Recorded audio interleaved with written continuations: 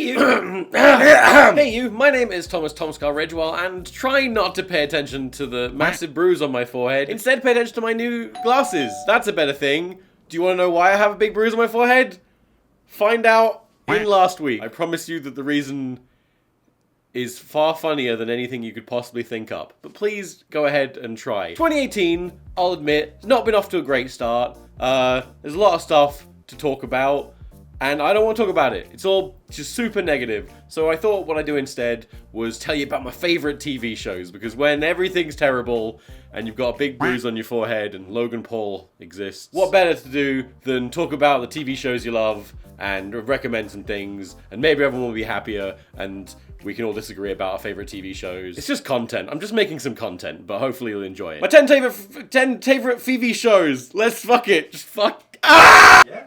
That's the take. My top 10 favorite TV shows. Number 10, I think, has to be The Mentalist, which falls into my favorite subgenre of television shows, which is the brilliant asshole genre, which is not porn, but it's also known as the insufferable genius. And it's basically any show where one character is just super overpowered through some sort of mental or physical ability, and the show is basically just watching them shit all over a bunch of normies.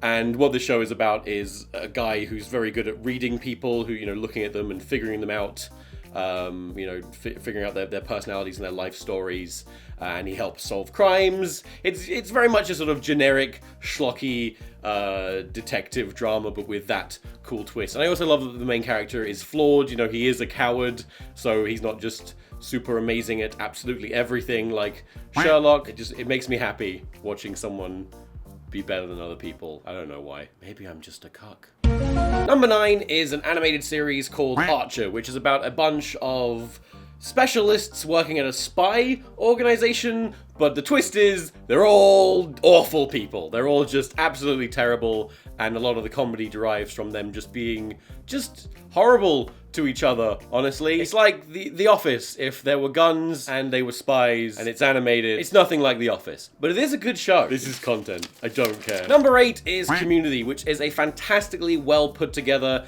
and scripted sitcom about a mishmash of mismatched people stuck together in a community college, and they form a friendship group, and it's very explosive. If nothing else, it's worth it for just Donald Glover and Danny Puddy's relationship as Troy and Abed.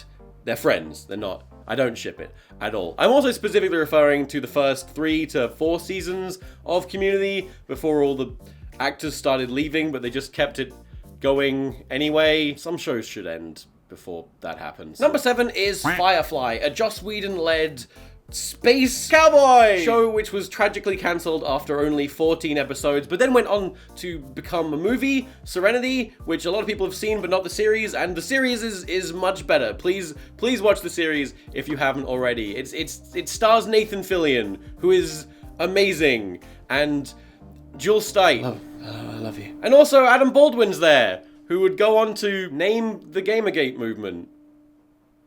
So that's Space Cowboys! Yay! Number 6 has gotta be Game of Thrones. And I know, how crazy. Game of Thrones, that's a small show that no one's ever heard of.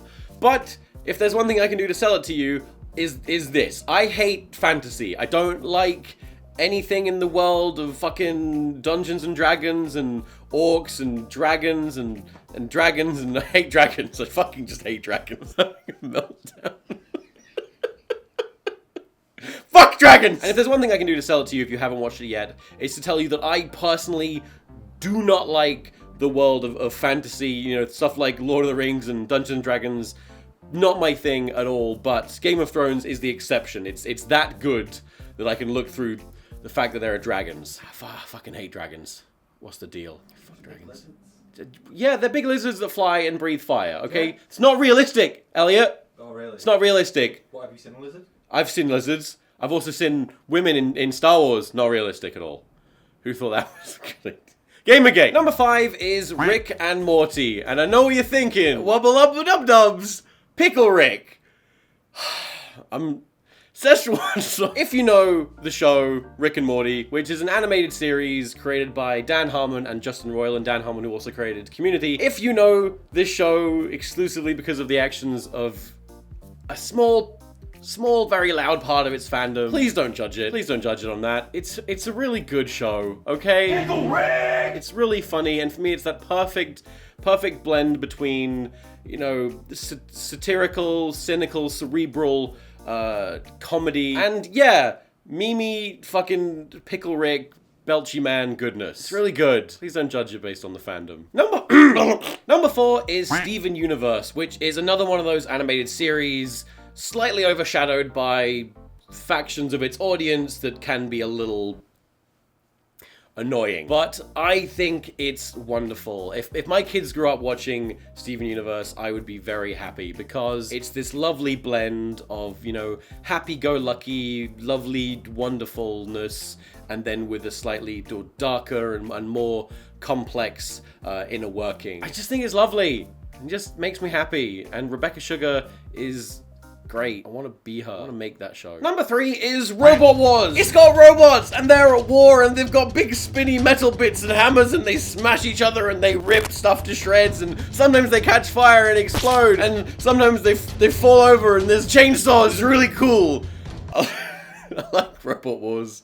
Okay, I'm a child. Number 2 is Adventure Time, which is in my thoroughly unhumble opinion, the best animated show ever created. And I know that bajillions of people are going to disagree with me there, but for me it is perfect. It is exactly the show that I would love to make one day. It's got this great mixture of sort of colorful, wholesome action adventure, comedy goofiness, but then it has this super dark underlying world and loads of mystery and genuinely some pretty fucked up stuff. Like there are some episodes that have left me going, oh, okay. And I think it's just great. I think Pendleton Ward did an amazing job creating it. I think the show struggled a little bit around about season 7 or 6, and then Adam Muto took over and made it amazing. And I am thrilled that the show is actually ending because I think all good things should come to an end. I just love Adventure Time.